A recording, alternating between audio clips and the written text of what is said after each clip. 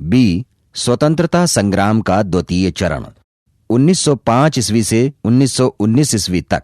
स्वतंत्रता संग्राम का द्वितीय चरण आते आते भारतीय राष्ट्रीय कांग्रेस काफी परिपक्व हो गई थी तथा इसके लक्ष्य एवं उद्देश्य स्पष्ट थे। कांग्रेस के इस मंच से भारतीय जनता के सामाजिक, आर्थिक, राजनीतिक एवं सांस्कृतिक विकास के लिए प्रयास शुरू हो गए थे। इस चरण में कांग्रेस ने अपना लक्ष्य स्वराज रखा। कांग्रेस के विचारों के अतिरिक्त द्वितीय चरण में नवराष्ट्र या उग्रवाद का जन्म हुआ, जिसके अंतर्गत स्वदेशी आंदोलन या क्रांतिकारी आतंकवाद की शुरुआत हुई। कांग्रेस की प्रारंभिक उदारवादी नीतियों की असफलता के फलस्वरूप उग्रवादियों के रूप में प्रसिद्ध अनेक युग नेताओं का मोहभंग हो गया। स्वतंत्रता संग्राम के द्वितीय चरण का विस्तृत अध्ययन हम अग्रवत चरणों के अंतर्गत करेंगे। नंबर 1, बंगाल विभाजन 1905 ईस्वी। नंबर 2, अरुंडेल कमेटी 1906 ईस्वी। नंबर 3, सूरत अधिवेशन 1907 ईस्वी। नंबर 4, उग्रवादी राष्ट्रीयता का युग। नंबर 5, उग्रवादी और क्रांतिकारी आंदोलन के उदय के कारण। नंबर 6, उग्रवादियों के उद्देश्य एवं तरीके। नंबर 7, क्रांतिकारी एवं आतंकवादी आंदोलन। नंबर 8, मुस्लिम लीग की स्थापना 1906 ईस्वी। नंबर 9, अहरार आंदोलन 1906 ईस्वी। नंबर 10, मार्ले मिंटो सुधार 1909 ईस्वी। नंबर 11, राजद्रोह सभा अधिनियम 1911 ईस्वी। नंबर 12, दिल्ली दरबार 1911 ईस्वी। नंबर 13, लखनऊ समझौता 1916 ईस्वी। नंबर 14, होम रूल लीग आंदोलन 1916 ईस्वी। नंबर 15, मॉन्टेग्यू चेम्सफोर्ड सुधार 1919। 16, जलियांवाला बाग हत्याकांड 1919। 17, हंटर कमेटी 1919। आइए अब इनका क्रमशः अध्ययन करते हैं। नंबर 1, बंगाल विभाजन 1905 ईस्वी। 1905 ईस्वी में बंगाल विभाजन के साथ ही उग्र राष्ट्रवाद की उदय की परिस्थितियां विकसित हो चुकी थीं। बंगाल का विभाजन 1905 ईस्वी में वायसराय लॉर्ड कर्जन के काल में हुआ था। विभाजन के समय बंगाल की कुल जनसंख्या 7,85,00,000 थी, जो कि गुलाम भारत की कुल आबादी का 1/4 थी। इस समय बंगाल में बिहार, उड़ीसा और बांग्लादेश शामिल थे। तत्कालीन गवर्नर जनरल लॉर्ड कर्जन ने बंगाल विभाजन का प्रमुख कारण प्रशासनिक असुविधा बताया, परंतु वास्तविक कारण प्रशासनिक नहीं बल्कि राजनीतिक था, जिसकी पुष्टि तत्कालीन राज्य सचिव रिजले द्वारा 1904 ईस्वी में कर्जन को लिखे गए उस पत्र से होती है, जिसमें उसने लिखा था कि संयुक्त बंगाल एक शक्ति है, विभाजित बंगाल की दिशाएं अलग अलग होंगी। बंगाल का बंटवारा करने से हमारे दुश्मन बढ़ जाएंगे, कमजोर पड़ जाएंगे। बंगाल उस समय भारतीय राष्ट्रीय चेतना का केंद्र बिंदु था, जिससे बंगालियों में प्रबल राजनीतिक जागृति थी, जिसे दबाने के उद्देश्य से कर्जन ने बंगाल का विभाजन कर उसे क्रमशः हिंदू और मुस्लिम बहुलता वाले 2 भागों में बांटने और उन्हें आपस में लड़ाने की नीति अपनाई, जिसके क्रम में दिसंबर 1903 ईस्वी में बंगाल विभाजन के प्रस्ताव की खबर फैलने पर चारों ओर विरोध स्वरूप बैठकें हुई। विरोध कितना जबरदस्त था, इसका अनुमान इसी से लगाया जा सकता है कि पहले 2 महीने में ही केवल पूर्वी बंगाल में 500 बैठकें आयोजित की गईं।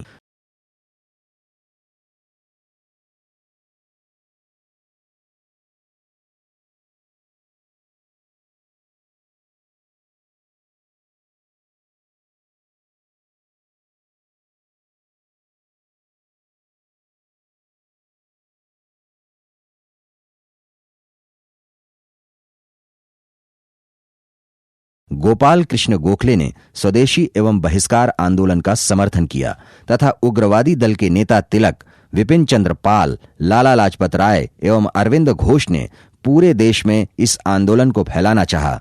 इसी क्रम में 1906 ईस्वी में कलकत्ता अधिवेशन की अध्यक्षता करते हुए दादा भाई नौरोजी ने पहली बार स्वराज्य की मांग प्रस्तुत की। बंग भंग के बाद राष्ट्रीय आंदोलन में उग्रवादी विचार के नेताओं की पकड़ और मजबूत होने लगी तथा एक ओर जहां उदारवादी नेता हिंसा का विरोध करते थे, वहीं उग्रवादी हिंसा के समर्थक थे। कांग्रेस के कलकत्ता अधिवेशन में दोनों के मध्य वैचारिक भेद उभर कर सामने आया, लेकिन दादा भाई नौरोजी के प्रयास से यह मतभेद दबा दिया गया। स्वदेशी आंदोलन के चलाने के तरीके को लेकर उग्रवादी और उदारवादी नेताओं के मध्य चल रहे मतभेद के परिणाम स्वरूप 1907 ईस्वी में कांग्रेस के सूरत अधिवेशन में उग्रवादी नेताओं ने स्वयं को कांग्रेस से अलग कर लिया। बंग भंग आंदोलन की सबसे अधिक सफलता विदेशी माल के बहिष्कार आंदोलन से मिली, जिसके अंतर्गत औरतों ने विदेशी चूड़ियां पहनना व विदेशी बर्तन का इस्तेमाल बंद कर दिया तथा धोबियों ने विदेशी कपड़े धोने से इनकार कर दिया। यहां तक कि महंतों ने विदेशी चीनी से बने प्रसाद को लेने से इनकार कर दिया। स्वदेशी आंदोलन ने जन जागरण के लिए स्वयंसेवी संगठनों की मदद ली, जिनमें महत्वपूर्ण संगठन स्वदेश बांधव समिति था। 12 साल के एक अध्यापक अश्वनी कुमार के नेतृत्व में गठित इस समिति की 159 शाखाएं पूरे जिले के दूर दराज इलाकों में फैली थीं। यह संस्था बहुसंख्यक मुसलमान किसानों को आंदोलन के लिए प्रेरित करने में सफल रही। स्वदेशी आंदोलन ने अपने प्रचार के लिए पारंपरिक त्योहारों, धार्मिक मेलों आदि का भी प्रयोग किया। इस आंदोलन की प्रमुख विशेषता यह थी कि इसमें आत्मनिर्भरता और आत्मशक्ति का नारा दिया गया। स्वदेशी आंदोलन में मुख्य भूमिका बंगाल के छात्रों की रही।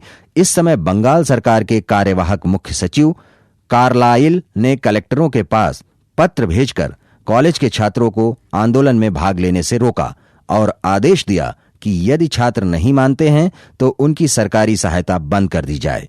इस पत्र को कार्लाइल सर्कुलर कहा जाता है। ब्रिटिश सरकार द्वारा शिक्षण संस्थानों के विरुद्ध कठोर कदम उठाने के कारण सरकारी स्कूलों का बहिष्कार हुआ, जिसके परिणाम स्वरूप राष्ट्रीय विद्यालयों की स्थापना हुई तथा राष्ट्रीय शिक्षा को बढ़ावा मिला।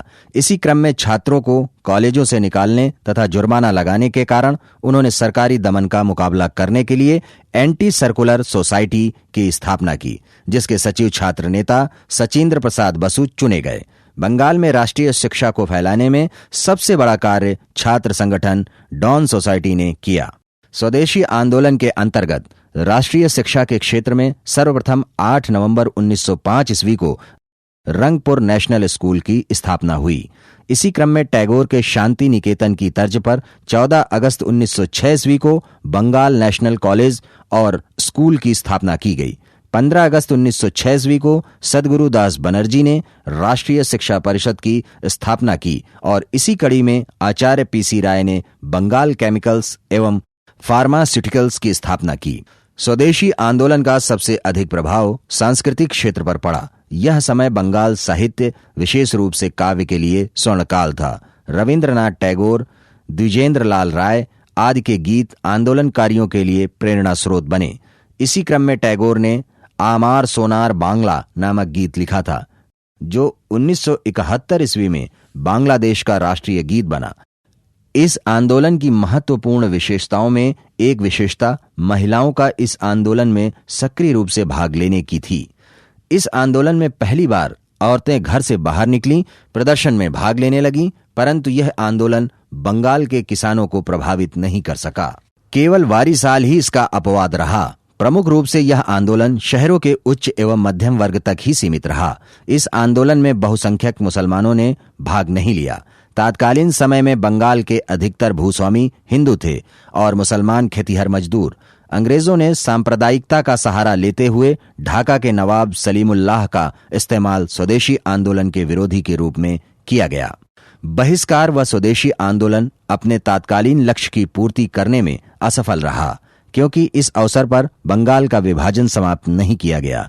फिर भी आंदोलन के दूरगामी लाभ प्राप्त हुए, जिसके अंतर्गत विदेशी वस्तुओं के आयात में कमी हुई और भारतीय उद्योगों को प्रोत्साहन मिला, जिसके क्रम में प्रथम भारतीय औद्योगिक सम्मेलन 1905 में रमेश चंद्र दत्त की अध्यक्षता में बनारस में हुआ।